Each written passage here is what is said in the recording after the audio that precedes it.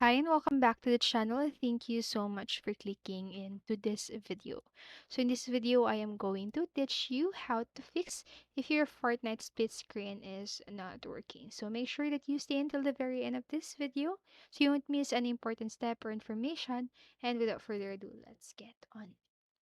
So to clarify some things here, so there's no way actually to fix the Fortnite split screen mode not working. So this is because it has been disabled by the Epic Games themselves temporarily. So the split screen mode was removed after the update or the V27.10. So it was released on November 16 due to unspecified issue along with the ready up and the keep playing together buttons.